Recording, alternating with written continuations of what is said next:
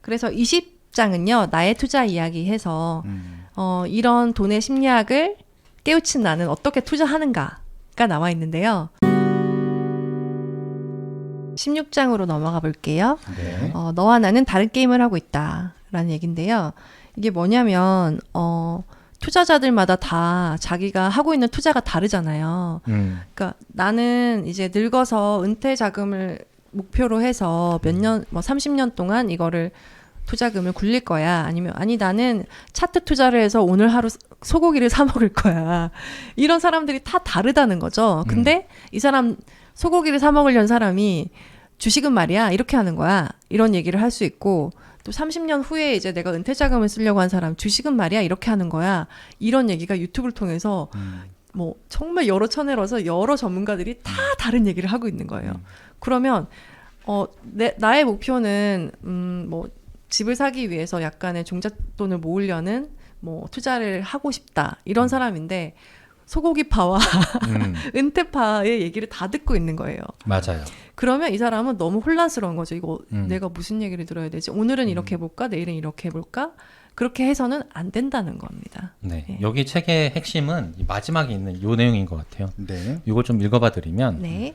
오래전에 나는 이렇게 쓴 적이 있다. 나는 세상이 진짜 경제 성장을 이뤄낼 수 있다고 낙관하는 수동적 투자자다. 나는 향후 30년간 바로 그러한 성장이 내 투자에도 쌓여갈 거라 확신한다.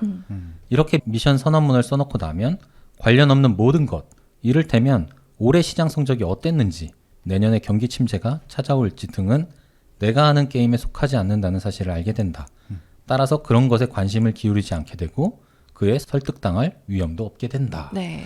그러니까 내 포지션이 이렇게 30년 동안 투자하겠다. 장기 투자자 포지션이다 하면 올해 전망이 어떻고 내년 전망이 어떻고 지금 시장이 어떻고 이건 전혀 상관없는 얘기가 되는 거니까 네. 네. 그런데 신경을 쓰지 않아도 된다. 네. 네. 그리고 이제 제가 되게 흥미롭게 이제 우리 전문가들을 많이 만나면서 느낀 거는 네. 탑다운식이 있고 바텀업식이 음. 있다. 뭐 이런 경제나 그런 주식을 분석하는 방법에 있어서 네.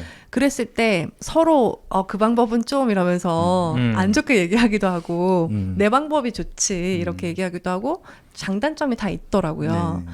그러니까 그런 것들을 사실 주식의 초보들은 그런 시각들이 있다는 걸 잘 알지 못하는 것 같아요. 그랬을 때 이제 이런 포지션, 굉장히 다양한 포지션이 있고 여러분의 어떤 상황이나 성향 이런 것들에 따라서 선택할 수 있다라는 것에 부동산으로 제가 매일 이 문구 갖고 저는 강의를 하는 사람이잖아요. 네. 그러니까 예를 들어서 그러니까 저는 인터뷰를 거의 매일 하는데 매일 물어보는 게 집값이 올라갈 것 같아요, 떨어질 것 같아요. 그걸 계속 질문해요. 그래서 제가 매번 화도 냈어. 그런 질문 하지 말라고. 어차피 내 집만 하시는 분들이 지금 사서 내일 팔 게 아닌데 그런 질문이 뭐가 필요하냐고. 지금 비싸더라도 11년 후에 더 비싸 있으면 상관없는 거 아니냐고. 주거실태조사 결과 보면은 보통 11년 이상 소유하는데 그분들한테는 지금 시장이 아무 의미가 없지 않느냐. 결국은 11년 후에 매도할 때 올라가 있을 집을 사게 되면 그냥 안심하고 살면 되는 거 아니냐라고 암만 얘기해도 그 얘기를 들으신 사람도 똑같은 질문을 또 해요. 네. 죄송하지만 한 번 더 좀 묻겠습니다. 그러니까 제가 살 아파트가 오르냐고요. 그게 너무 궁금할 뿐이죠. 네. 네. 그러니까 이게 전혀 본질과 상관이 없는 질문들에 너무 관심들이 많다라는 네. 생각도 들어요. 네. 그렇죠. 비관주의의 유혹이 17장인데요. 우리가 많이 얘기하죠. 이제 비관주의를 얘기하는 전문가가 나왔으니까 이제 오를 때가 됐나 막 이런 얘기도 하고 비관주의는 언제나 굉장히 설득력 있고 똑똑해 보이고 그리고 사람들의 마음을 뒤흔듭니다. 이게 우리가 생각에 대한 생각이라는 책, 그 데니얼 카너먼 책에서 우리가 많이 배웠듯이 손실 회피 때문에 인간은 이익보다는 그런 손실에 훨씬 더 크게 반응하고 두려워하게 되죠. 그 말에 되게 휩쓸리고 그랬을 때 근데 우리가 이런 뭐랄까 비관적인 이런 뉴스에 우리는 이렇게 흔들려야 할까? 라고 이 책에서는 얘기를 하고 있는 거예요. 네. 그래서 굉장히 합리적으로 낙관해라. 그렇게 얘기를 하고 이성적으로 낙관해라. 길게 보고 그러니까 낙관주의는 시간을 많이 필요로 한대요. 아까도 얘기한 것처럼 우리나라의 경제가 지금 뭐 수출도 잘 되고 있고 기술도 굉장히 발전하고 있고 뭐 케이팝이나 한류가 굉장히 이제 우리나라의 국격이 되게 높아지고 있다. 그러면 우리나라의 경제 상황은 대부분 괜찮아질 것이다. 이성적으로 낙관할 수 있다. 하지만 내일 갑자기 무슨 일이 일어날 수도 있다. 이 소식을 들으면 갑자기 흔들면서 막 주식 다 팔까 막 바들바들 떠는 거예요, 사람들이. 그런데 우리는 항상 좀 이성적으로 낙관하는 태도를 잃지 않아야 투자에서 성공할 수 있다라는 얘기를 하고 있습니다. 네. 네. 근데 저희는 또 유튜브 썸네일 만들려고 하면은 비관주의가 들어가야지 또 그렇죠. 조회수가 많이 나오는 세상 거. 망한다, 지구 부셔진다, 뭐 이런 저희가 얘기를 해야지. 데니얼 커너먼의 진짜 그 생각에 가는 생각을 이용해서 좀 썸네일을 만들고 있는 것 같습니다. 그러니까요. 그래서 이 마지막에 이런 말이 나와요.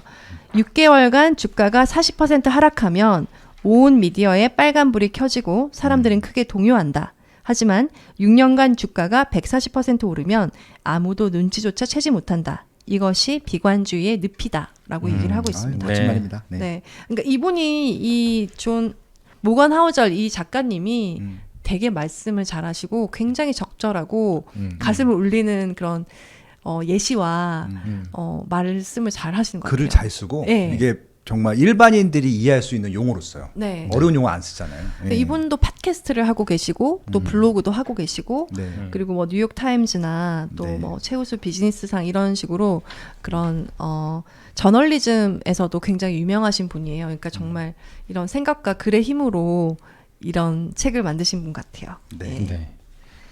그다음 18장은 간절하면 믿게 되는 법이죠입니다. 그래서 우리가 좀 믿고 싶은 대로 믿는다, 보이는 대로밖에 볼 수 없다라는 얘기예요. 확증 이 얘기는. 편향 얘기 같기도 하고요. 네, 그렇죠.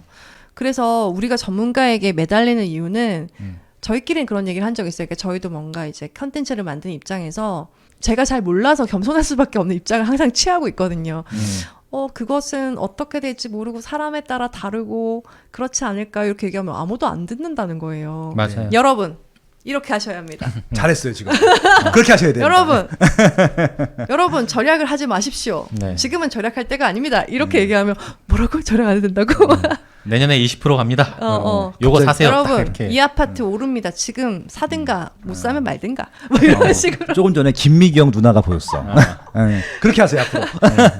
그렇게 의지하고 싶어 한다는 거예요. 맞아요. 사람들이 얼굴 빨개져서. 음. 네, 그래서 이 세상이 예측 가능하지 않고 알 수 없어요, 미래를.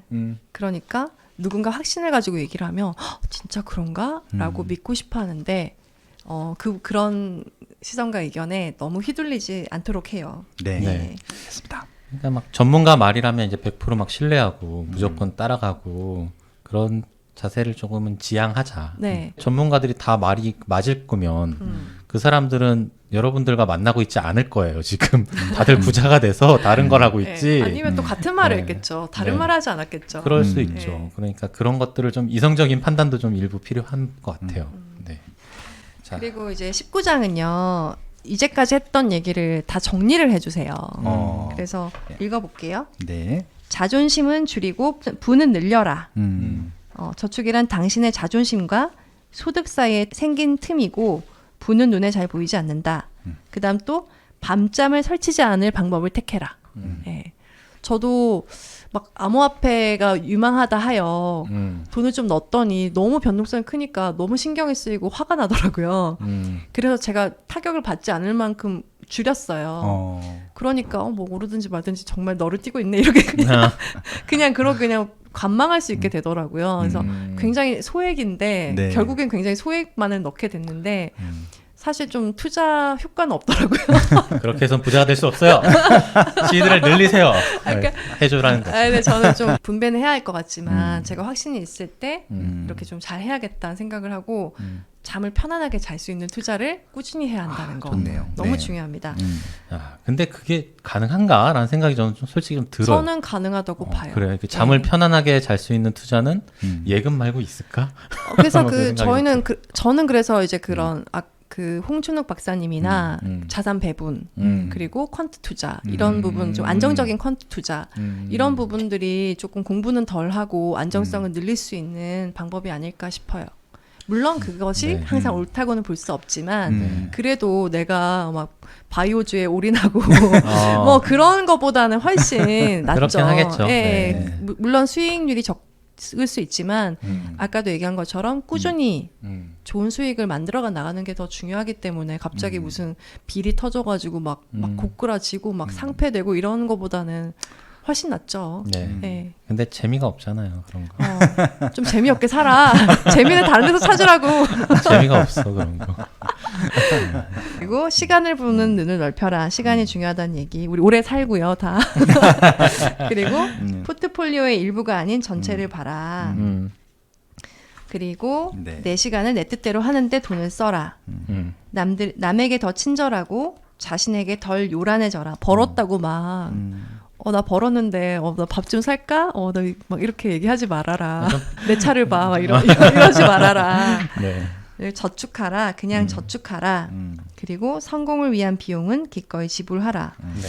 이게 가치 있는 것 중에서 공짜로 얻어지는 건 없다. 성공적인 투자에도 비용이 든다.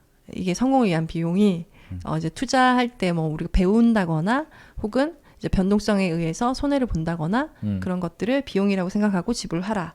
실수의 여지에 항상 대비하라. 그리고 장기적인 결정을 내릴 때 극단적 선택은 피하라. 리스크를 좋아하라. 나의 게임이 무엇인지 정의하라. 와우.